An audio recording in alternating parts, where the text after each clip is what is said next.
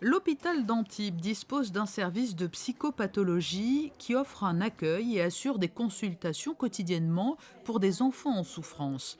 Afin de les transporter sur des lieux d'activité notamment, l'association monégasque Les Enfants de Francky vient de leur offrir un minibus de 9 places. Cela va permettre de diversifier les supports thérapeutiques proposés à ces enfants. Sur le CATTP, on reçoit plus des enfants avec des troubles, ce qu'on appelle psychiatriques, des troubles psychologiques, divers. Ça peut aller de l'enfant autiste, mais moyen autiste, on va dire, il y a plusieurs degrés d'enfants autistes, avec des pathologies, des enfants hyperactifs. On peut avoir quelques enfants aussi avec des débuts de psychose. Alors je dis encore déjà tout de suite merci aux enfants de Francky, parce que ça fait un petit moment qu'on va dire on galérait un petit peu pour organiser. Pourquoi? Parce qu'on est quand même dans une dynamique d'extérioriser de plus en plus sur les habilités sociales, c'est-à-dire la vie normale, on va dire.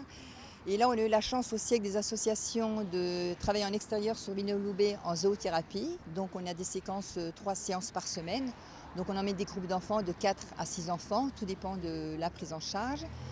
On a un atelier sur Moinsartou, on a eu une entrée aussi, là ça a été payé aussi par l'hôpital, on travaille sur l'art-thérapie, la peinture, donc le lundi. On va mettre en place certainement un atelier piscine, donc on était en attente. Et c'est vrai que c'était un peu compliqué parce qu'on avait déjà un bus sur l'hôpital de jour et on avait du mal à jongler entre les disponibilités du bus. L'achat de ce bus a été rendu possible grâce à 29 généreux donateurs de la principauté et des communes limitrophes. Au fil des ans, l'association Les Enfants de Francky essaie de diversifier le panel d'aide qu'elle peut apporter à ce type de structure, alors qu'au départ, elle proposait surtout des moments de divertissement pour des enfants malades ou défavorisés.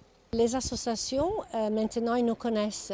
Donc, le travail de maintenant, presque 20 ans de travail qu'on fait, c'est bien parce que nous n'avons plus besoin de chercher dehors. On a plus de 200 associations et 200 maisons qui viennent à leur aide aux enfants et à l'enfance en difficulté. Et aujourd'hui, je me régale parce que tous ces gens viennent à nous régulièrement, quotidiennement et tout le temps ils nous appellent et nous on peut toujours les aider et faire tout ce qu'on peut faire. Il y a 10 ans, l'association avait déjà créé un potager ici même dans le centre de psychopathologie de l'hôpital d'Antibes. Le jardinage est un moyen, parmi de nombreux autres, d'adoucir le quotidien d'enfants souffrant de stress, d'angoisse ou de problèmes d'hyperactivité.